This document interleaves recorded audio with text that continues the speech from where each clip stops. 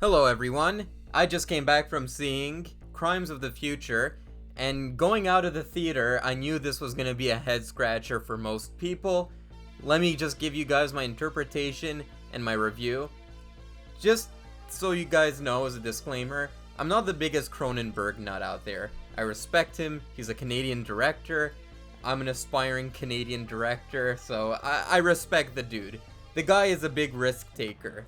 And when you have a director who's such a risk taker, there's bound to be some movies that don't really connect with you. So movies that I did like from Cronenberg, obviously The Fly, Rabid, and Dead Zone. I've done reviews on my channel already. Other than that, I like History of Violence. I like Shivers. I like that one a lot. The thing I like that Cronenberg does is he'll take a very overplayed genre, like The Fly, for example, is a very run-of-the-mill transformation movie, science gone wrong movie, but he'll put that Cronenberg touch into it. Same thing can be said for Scanners, but Scanners is one that doesn't really connect with me, but Scanners is an alien invasion movie, kind of like Invasion of the Body Snatchers, but he puts that Cronenberg touch in it, and I like it when he takes very exploitation genres and finds a way to put his touch on that. And Crimes of the Future is actually no exception to that. Movies that he's made that didn't really connect with me, I never understood Dead Ringers. Dead Ringers is the one that always flies over my head. I will give it another shot eventually, but other than that, like I said, Scanners doesn't really resonate with me. And as of late, he's made a few movies that haven't connected with me. Cosmopolitus, whatever that was called, that flew over my head. I actually liked the movie he did with Julianne Moore. What was that called? Anyway, that one was good. So yeah, that's my relationship with Cronenberg. He's made movies that I liked, Dead Zone, Shivers, all those movies. And he's made movies that made me feel like, what the fuck am I watching? Like Dead Ringers. So, this movie actually falls into the I like category. I actually really enjoyed this movie. And let me just tell you what this movie is about, and I'll talk about why I enjoyed this movie. So the movie opens with this kid who's living on the beach with his mother, and the kid is eating a plastic waste basket. And the mother is disturbed by this action, so she takes a pillow and suffocates her child, kills her child. That's your opening stinger for the movie. Later, you're introduced to the world of this movie. This movie takes place in the future, where humans actually don't feel pain anymore. And not only is mutilation painless, it's actually also the subject of arousal in some instances. Additionally, you have this new disease that's causing people to evolve at a much quicker rate. Viggo Mortensen plays a character who has this disease, which causes him to grow tumors spontaneously and evolve more quickly than your average person. And he does this kind of performance art act with his wife, who's a surgeon, where Viggo Mortensen will grow tumors and his wife will surgically remove these tumors from his body. That's what the movie consists of. Let me just talk about what I liked a lot about this movie. First of all, when you're introduced to this world, I was immediately captivated. There's so much going on in this universe. It has a very cyberpunky feel, very gritty feel to it. I recently reviewed the movie Tetsuo the Iron Man on my channel, and I was getting a lot of those vibes. A very raw, mechanical, dirty feel in this universe. Not a nice future. And not only that, but you have a lot of this H.R. Geiger influence going on in this movie. And I went to see the movie in the theaters with a friend, and my friend noticed that as well. A lot of H.R. Geiger influence in this film. But it doesn't really feel showy. It makes sense in this universe. This is a universe that fetishizes gore, so it would make sense that your average appliances in daily life have a kind of visceral, humanoid-like look to them.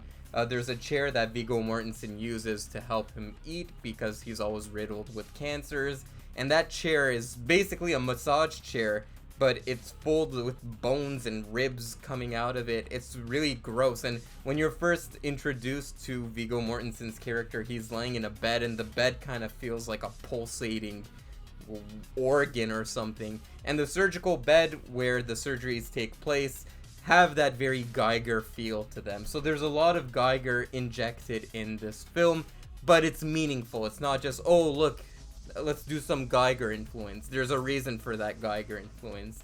So the whole universe that's created is very interesting. I was totally captivated by this futuristic world that Cronenberg created. The music in here, although I did find it a little bit repetitive, the opening soundtrack, the opening song, very cool. It has a cool throwback 80s sound to it, which would make sense because Cronenberg is one of the most prolific horror movie directors of that time period. There's some really neat sci-fi concepts in here. Like I said in the film summary, the idea of having tumors that can evolve to become organs, and those tumor organs can potentially evolve to become organ systems, is a concept I haven't seen done in sci-fi before. And I like the consequences this concept has on the universe that Cronenberg created. In this universe, you have this regulatory system that ensures that people aren't changing their DNA too drastically, which would spawn a new race and would kind of make humans obsolete. I like that whole sci-fi element.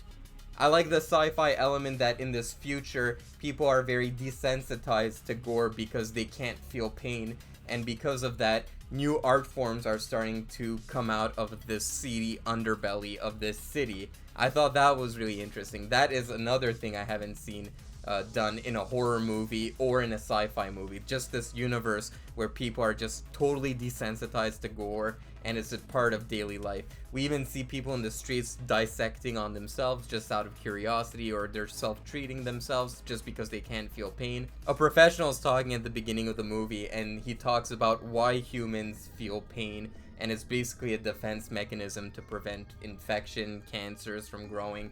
But humans got rid of that defense mechanism that's innate. So I thought that was all really cool as well. The movie is very brutal. It's a very brutal watch. Cronenberg is known for being a very gory director. He's one of the pioneers of the 80s body horror movement. And this movie is definitely, I would say, one of, if not the most brutal Cronenberg movie. Scenes of people sawing their feet, scenes of dissection, self-mutilation. I'm not even scratching the surface here. Now, I will say that my expectations when it comes to the gore were a little bit higher, because I don't know why. I've done this mistake in the past, but I've read headlines that at the Cannes Film Festival, people were walking out. I feel like the Cannes Festival is such bullshit. Fucking giving 5-minute standing ovations to Top Gun Maverick. Like, I like the movie, but jeez, a fucking 5-minute standing ovation? Okay, sure. Then the movies they choose to walk out on.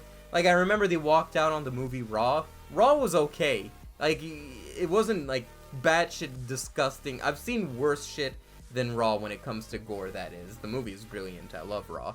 But anyway, I thought in my head this would be gorier. It's not as gory as I expected. So if you're going in here expecting fucking Salo or a Serbian movie, it's not that. Anyway, I liked all those things. I like the universe that is created. I like the sci-fi elements that are brought up, the ethical issues that are brought up, the brutality of the violence.